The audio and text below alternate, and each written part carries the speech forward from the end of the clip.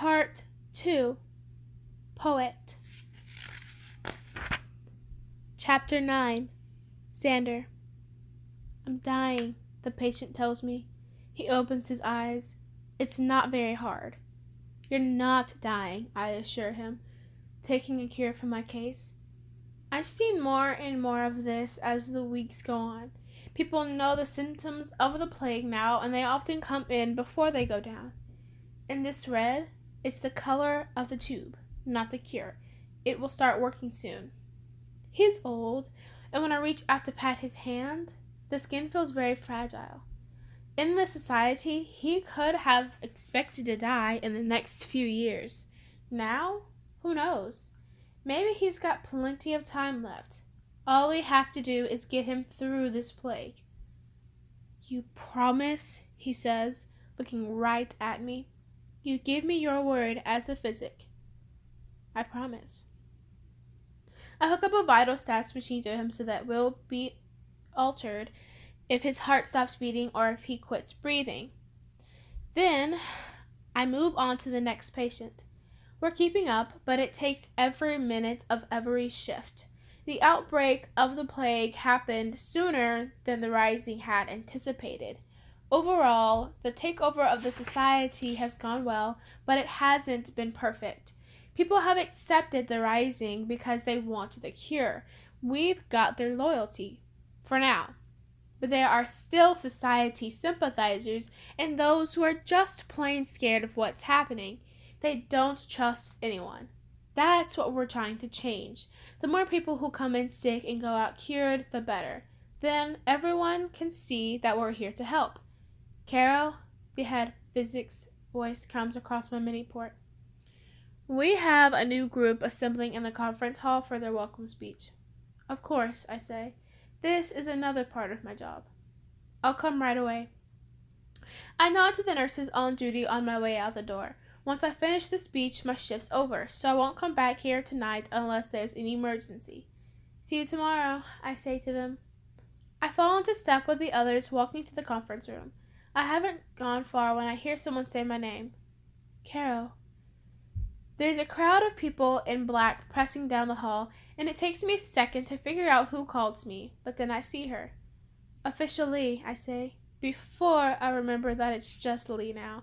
The Rising's done away with titles. We only use last names. The last time I saw her was almost 2 months ago, back when the plague first came and she was stuck in quarantine.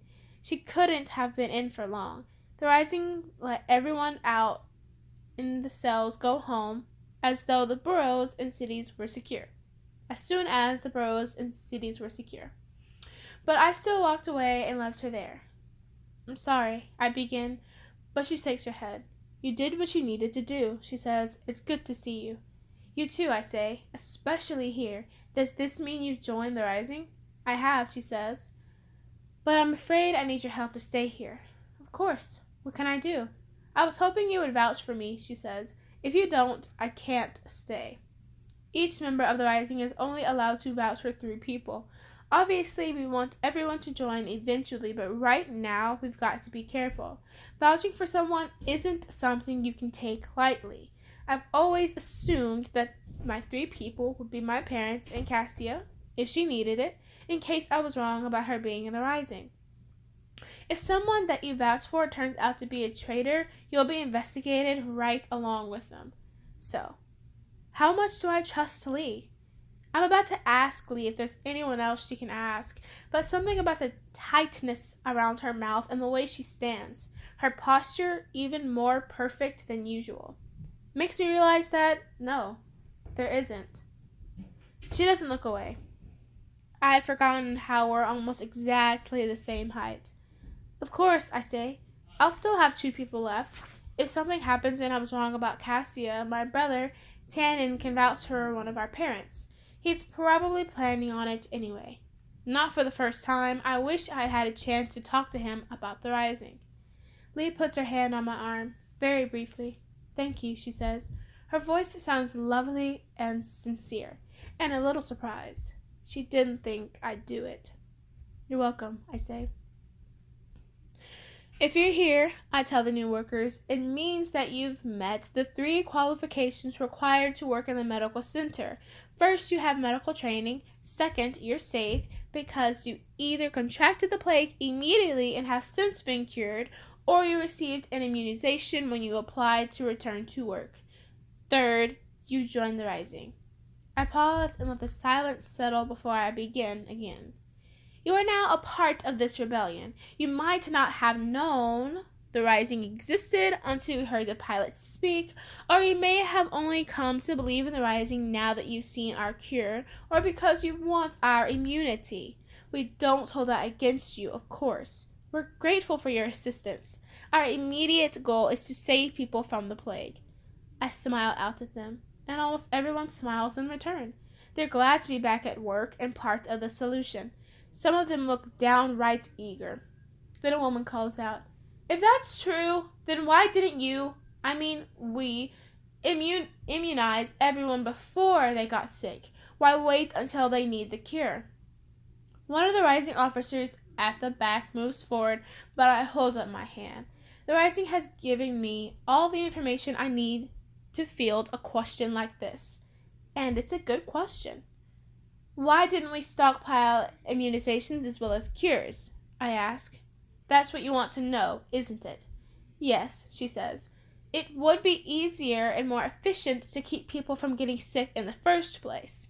The Rising had limited resources, I say. We decided that focusing on the cure was the best use for those resources. There was no way to warn the public about the possibility of the plague before it happened without causing panic, and the Rising didn't want to immunize you without your permission. We're not the society. "But we immunized the babies," she points out, "without their permission." "That's true," I say. The Rising felt that immunizing the infants was important enough that we diverted some of the resources in that direction. As you all know, infants suffer most during times of illness, and even a cure can't guarantee a positive outcome in all cases with children so small. In this case, the decision was made to immunize without permission, and the result is that we haven't seen anyone under the age of 2 years come in sick. I let that sink in. Now that the Rising is fully in power, we've already been able to shift additional resources over to making immunizations. We'll save everyone eventually, one way or another. She nods, apparently satisfied. There's another reason, of course, but I don't say it out loud. If the Rising had secretly immunized people, the people wouldn't know whom to thank for saving them. They wouldn't even know they had been saved. The Rising didn't start this plague, they solved it. And the people need to know that. They can't appreciate the solution unless they know there had been a problem. So, the Rising had to let some people become sick, but in most revolutions, many had to die. This is much better. It's my job to remind you, I say, looking out over the group, that each of you are here because you have been vouched for by a member of the Rising. They've taken a chance on you, one they believed was warranted. Please don't disappoint them, or us, by trying to sabotage what we're doing here. We're working to save people. Not sure where Lee is in the room, and I'm glad. I'm speaking to everyone, not only to her. Now, I say, let me describe the basic procedures of taking care of the sick. You'll receive more specific instructions in your initial shift assignments as you leave the room. Some of you will go straight to work and others will be assigned to rest and take your turn later. I run through the basic steps of protocol, reminding the workers about proper antiseptic techniques and procedures like hand washing and disinfecting supplies and equipment. These practices are especially important since this virus can be spread through contact with bodily fluids. I tell them about the admittance system and the initial medical exams. That we're short on pressurized mattresses, so we need to return some patients by hand. I describe the wound vacuums we use for sealing off the lesions to try to stave off infection. You can hear a pin drop when I get to the part that they all find the most interesting, the cure. Administering the cure is very similar to what you saw on the port screens when the pilot first spoke to everyone, I say. A negative reaction is almost unheard of, but it does occur. It'll take place within the first half hour of cure administration. What is the adverse reaction? A man asks. Patients stop breathing, I say. They have to be intubated. But the cure still works. They just need help breathing for a while. Obviously, only medics are allowed to intubate. Have you ever seen a bad reaction? He asks. 3 times, I say, and I've been working at this medical center since the rising took over here. In some ways, it feels like no time at all, and in other ways, it feels like it's been my whole life. How long does it take for the cure to work? Someone else calls out. Often, patients are fully alert within 3 or 4 days, I say, and they move to the recovery area of the medical center by day 6. They'll stay here for a few more days before going back out to their families and friends. The cure is extremely potent. Some eyes widen, and people look at each other in surprise. They've seen people come out of the medical centers, of course, but they didn't know just how fast the cure kicked in. That's all, I say. I smile at everyone. Welcome to the rising.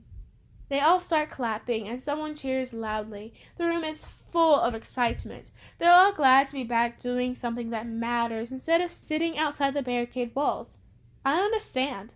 When I'm giving people the cure, I know I'm doing the right thing. I stare up at the sleep room ceiling and listen to everyone breathing. Somewhere out in the medical center, Lee is working with the patients, and I'm glad she's part of the rising now. She'll take good care of this still. I wonder why she didn't join earlier. Maybe she just didn't know about the rising. People didn't talk openly about the rebellion, after all. I'm sure Tannen's part of the rising. Like me, he would have recognized the rebellion as our responsibility the minute he heard about it, and he's immune to the tablet too. He's a perfect fit. I could never figure out why Kai didn't join the rising right away, back when they first asked us. The rising could have helped him, but he didn't, and he wouldn't tell me why. Even before Cassia went out into the outer provinces to find Kai, you could tell that she might do something big. Like that day at the pool when she finally decided she was ready to jump. She went into the water without looking back. So I shouldn't have been surprised at the way she fell in love with Kai, because it's the way I wanted her to fall in love with me. Completely. The only time I was tempted to try to get out of the rising was when Cassie and I were matched. For a few months there, I played both sides in the game, doing what the rising wanted and acting society at the same time so that I could stay matched to Cassia. But it didn't take me long to realize I wanted Cassia to choose me. In some ways, our being matched is the biggest strike against me.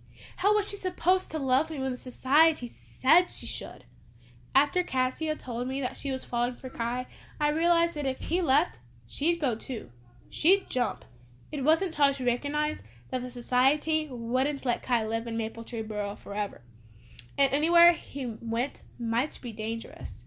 I had to send something with her, something that could help her and that would remind her of me. So I printed out the picture from the port and went outside to get the new rose petals. But those were both things to remind her of the past. I decided that wasn't enough. I wanted to give her something that could help her in the future and that would make her think of me. It was kind of ironic that Kai was the one who told me about the archivists. Without him, I might not have known how to trade. All I had to give the archivists was a silver box for my banquet. In exchange, they gave me a piece of paper printed from one of their ports. All the information I told them from my official matching microcard, plus a few changes and additions of my own. Favorite color? Red. Has a secret to tell his match when he sees her again. That was the easy part. Getting the tablets was harder. I didn't fully understand what the archivists were asking of me when I agreed to trade, but it was all worth it. The blue tablets kept Cassia safe. She even told me that on the port. There's something about the blue. I roll over onto my side and stare at the wall. The night of the banquet, when I waited at the air train stop with my parents and my brother, I hoped Cassie and I would be on the same train. That way we could at least ride to the city together before everything changed. and she came up the stairs, holding on to the skirt of her green dress. I saw the top of her head first, then her shoulders, and the green of the silk against her skin. And finally she looked up, and I saw her eyes. I knew her then, and I know her now. I'm almost sure of it. Chapter 10. Cassia. I hurry along the edge of the white barricade, which runs near the museum. Before the rising boarded up the museum's windows, you could see the stars and the scatters of broken glass. People tried to break in the night we first heard the pilot's voice. I don't know what they hoped to steal. Most of us realized long ago that the museum holds nothing of value, except for the archivist, of course, but they always know when it's time to hide. In the weeks since the Rising came to power, we have more, and we have less, than we did before. I'm late home every single day because I always go to trade after work. Though a Rising officer might tell me to hurry along, he or she won't issue me a citation or warn me against what I am doing, so I have a little more freedom, and we have more knowledge about the Rising and the plague now. The Rising explained that they made some people immune to the plague and the red tablet from birth, which explains Kai's and Xander's ability to remember everything, in spite of having taken the red tablet. It also means that, long ago, the Rising did not choose me. And we have less certainty. What will happen next? The pilot says the Rising will save us all, but we have to help it happen. No traveling. We must try to keep the plague from spreading and focus resources on curing those who are ill.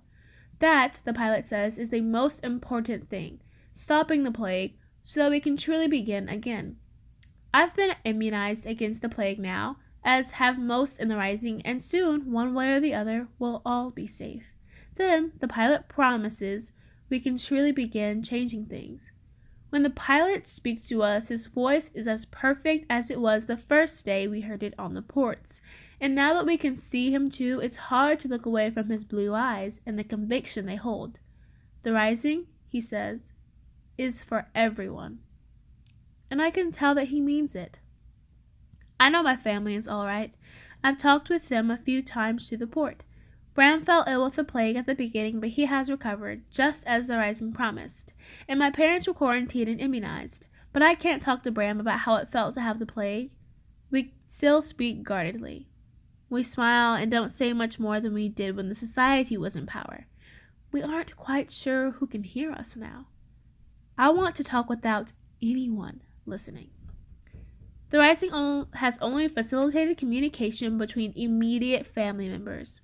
According to the Rising, the matches of those too young to have celebrated their contracts no longer exist. And the Rising doesn't have time to track down individual friends for every person. Would you rather, the pilot asks us, spend time setting up communications, or should we use our resources saving people? So I haven't been able to ask Xander what his secret is, the one he mentioned on a slip of paper that I read in the carving. Sometimes I think I've guessed the secret, that it's as simple as his being in the Rising. Other times, I'm not sure. It's easy to imagine how people must feel when Xander comes to help them. He bends down to listen to them, takes their hands in his, speaks in the honest, gentle tone he used in my dream back in the canyons when he told me I had to open my eyes. Patients must feel healed just seeing him. I sent a message to Kai and Xander after the plague broke to let them know that I'm all right. That trade cost me more than I could afford after the theft at the lake, but I had to do it. I didn't want them to worry. I haven't heard anything back. Not a word written on a paper or printed on a scrap. And my trades for the I Did Not Reach Thee poem and grandfather's microcard still haven't come through. It's been so long. Sometimes I think the microcard must be held in the hands of a trader gone still in a remote place, that it is lost forever. Because Bram would have sent it to me. I believe that. When I was working in Tana province, before I ran away to the carving, Bram was the one who sent me a message about the microcard. It made me want to view it again. In his message, Bram described some of what he'd seen when he viewed the microcard again. At the very end is a list of grandfather's favorite memories. He had one for each of us. His favorite of me was when I said my first word and it was more. His favorite of you was what he called the Red Garden Day. Back in Tana, I convinced myself that grandfather had made a small mistake, that he had meant to say Red Garden Days, plural, those days of spring and summer and autumn when we sat talking outside his apartment building. But lately I've been convinced that that is not the case. Grandfather was clever and careful. If he listed the Red Garden Day, singular, as his favorite memory of me, then he meant one specific day, and I can't remember it. Did the society make me take the red tablet on the Red Garden Day? Grandfather always believed in me. He's the one who first told me not to take the green tablet, that I didn't need it. He's the one who gave me the 2 poems, the Thomas one about not going gentle, and the Tennyson one about crossing the bar and seeing the pilot. I still don't know which one grandfather meant for me to follow, but he did trust me with both. Someone waits outside the museum, a woman standing forlornly in the gray of a spring afternoon that has not yet decided for rain. I want to find out more about the glorious history of Central, she says to me. Her face is interesting, one I'd know if I saw her again. Something about her reminds me a little of my own mother. This woman looks hopeful and afraid, as people often do when they come here for the first time. Word has spread about the archivist. I'm not an archivist, I say, but I am authorized to trade with you on your behalf. But I am authorized to trade with them on your behalf. Those of us who have been sanctioned to trade with the archivists now wear red, thin bracelets under our sleeves that we can show to people who approach us. The traders who don't have the bracelet don't last long, at least not at the museum meeting place. The people who come here want security and authenticity. I smile at the woman, trying to make her feel at ease, and take a step closer so that she can better see the bracelet. Stop, she says, and I freeze. I'm sorry, she says, but I noticed. You were about to step on this. She points to the ground. It's a letter written in the mud. I didn't leave it. My heart leaps. Did you write this? I ask. No, she says. You see it too? Yes, I say. It looks like an E. Back in the carving, I kept thinking I saw my name, which wasn't true until I found the tree where Kai had carved for me. But this is real, too. A letter written deep in the sand with strong, rough strokes, as though the person who wrote also wanted to communicate intent, purpose. Eli.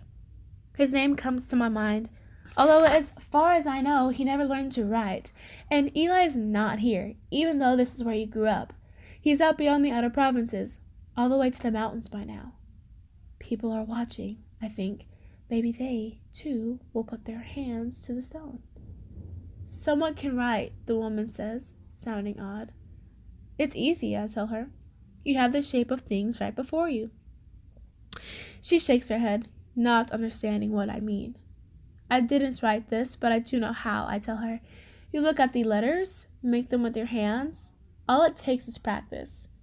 The woman looks worried. Her eyes are shadowed, and there is something restrained about the way she holds herself, something tense and sad. Are you all right? I ask her. She smiles. She says the answer that we grew accustomed to giving in the society. Yes, of course I am. I look out toward the dome of City Hall and wait. If she wants to say something, she can. I learned that from watching first Kai and the archivist.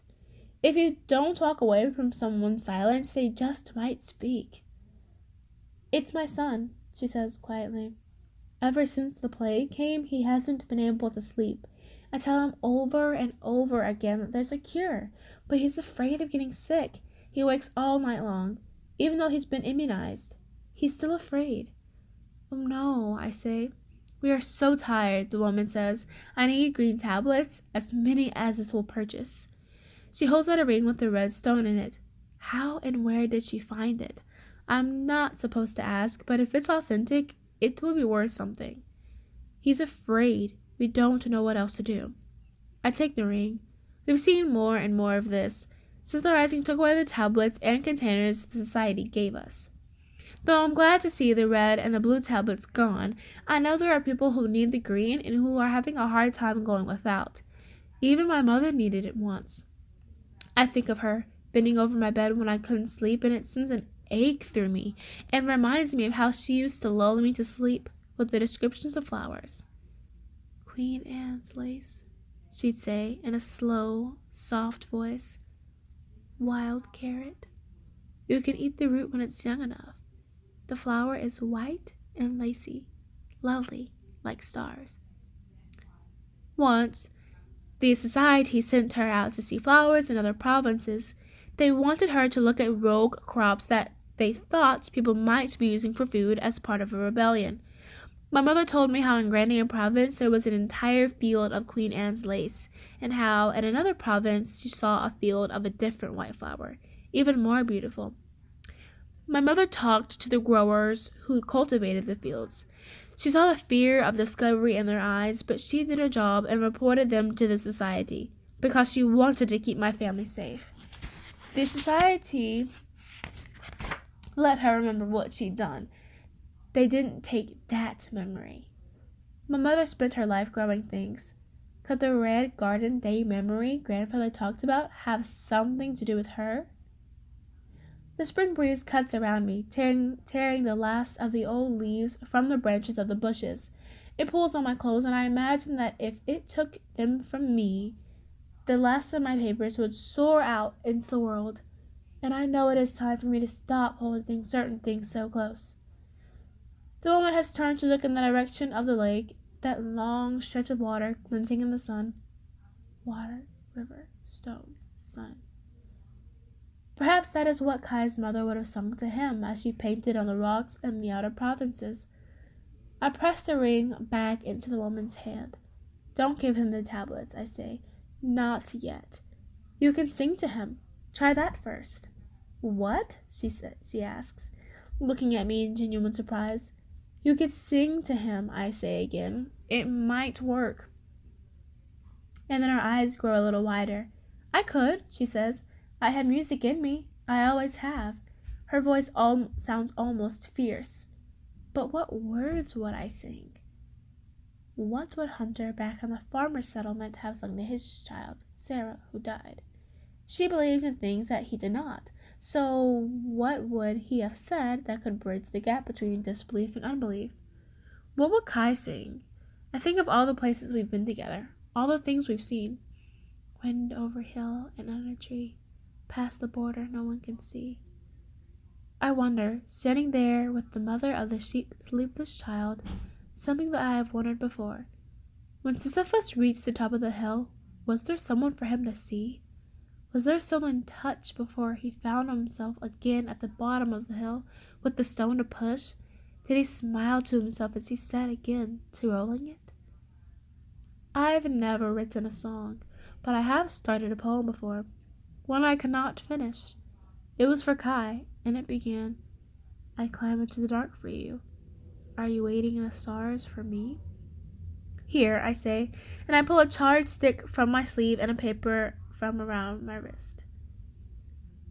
I write carefully. No words have ever come to me so easily, but I can't make a mistake in writing them out, or I'll have to go back to the archivist for more paper. And I have the poem all in my head right now, so I write quickly for fear that I might lose some of it. I always thought my first finished poem would be for Kai. But this poem seems right. This poem is between the two of us, but also for others. It is about all the places you find someone you love. New rose, old rose, Queen Anne's lace, water, river, stone, and sun. Wind over a hill, under a tree, past the border, none can see, climbing into the dark for you. Will you wait in the stars for me? I have turned one of the beginnings I wrote for Kai into an ending. I have written something all the way through. After a moment of hesitation, I write my own name at the bottom of the page as the author. Here, I say, you can put music behind it and it will be your own. And it strikes me that this is how writing anything is, really. A collaboration between you, who give the words, and they who take them and find meaning in them, or put music behind them, or turn them aside because they were not what was needed. She doesn't take it at first. She thinks she has to offer me something in return. At that moment, I realized that the idea I had about trading art was all wrong. "I am giving it to you for your son," I say, "from me, not from the archivists, and not as a trader." "Thank you," the woman says. "That's very kind." She seems surprised and gratified, and she slides the paper up into her sleeve, imitating me. "But if it doesn't work," she begins. "Then come back," I say. "I'll get the green tablets for you." After I leave the woman, I make my way to the archivist's hiding place to see if they have more work for me, and to check on my things. After the theft of my belongings, I ask the archivist to store my case for me. They keep it somewhere back in a hidden room, one I've never even seen. Only a few of the archivists have keys. They bring me out my case, and I look inside. Once filled with priceless pages, my case now holds a roll of paper from a port, a pair of society-issued shoes, a white shirt that was once part of some official's uniform, and the red silk dress I wore when I thought I would see Kai at the lake. The poems I have left I keep with me always. Together, everything does not make up an impressive collection, but it's a start. It's only been a few weeks. Either the rising will take me to the ones I love, or I'll find a way to do it myself. "It's all here," I say to the archivist helping me. "Thank you. Is there any further trading you need me to do today?" "No," he says. "You're welcome, as always, to wait outside the museum to see if anyone approaches you." I nod. If I hadn't talked the woman out of the trade earlier today, I'd be on my way to another item from my collection. I tear off a long strip of port paper from the roll and wrap it around my wrist under my plain clothes. "That will be all," I say to the archivist. "Thank you." The head archivist catches my eye as I come out from the shelves. She shakes her head.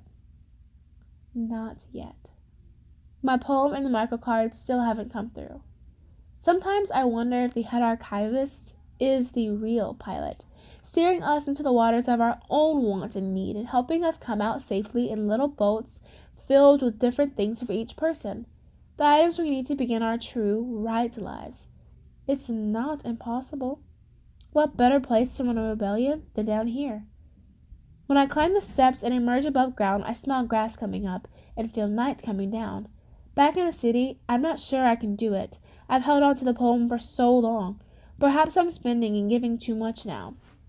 But my biggest regrets are from saving and holding back. I kept my poems too long and they were stolen. I never taught Xander or Bram to write. Why didn't I think to do that? Bram and Xander are smart. They could learn on their own, but sometimes it is good to have someone help you in the beginning. I creep out into the dark and unroll the spool of paper from my wrist. I drape the paper along the smooth, cool metal surface of one of the benches in the green space, and then I write, pressing down carefully with a charcoal stick. They're so easy to make if you know how. A dip of a branch into the incinerator. When I finish, my hands are black and cold, and my heart feels red, warm. The branches of the trees hold out their arms, and I drape the paper over them. The wind moves gently, and it seems the trees cradle the words as carefully as a mother would a small child, as carefully as Hunter held Sarah when he carried her to her grave in the carving. In the white light of the street lamps, it feels that this green space might only live in a high flight of imagination or the depth of a dream. I wonder if I will wake up and find it all gone. These paper trees, this white night, my dark words waiting for someone to read them. I know Kai will understand why I have to write this, why there was something else that would suffice. Do not go gentle into that good night. Rage, rage against the dying of the light. Even if it's a society sympathizer who takes him down, he will see the words as he pulls the paper from the tree. Even if he burns them, they will have slipped through his fingers on the way to the fire. The words will be shared, no matter what. Good men, the last wave by, crying how bright their frail deeds might have danced in a green bay. Rage, rage against the dying of the light. There are many of them in the world, I think. Good men and women with their frail deeds, wondering what might have been and how things might have danced if we had only dared to be bright. I have been one of them. I unwind more paper and see the line. Wild men who caught and sang the sun in flight. I weave the papers through the branches, a long loop, up and down, my knees bending, my arms above my head, like the girls I saw once in a painting in a cave. There is a rhythm to this, a keeping of time.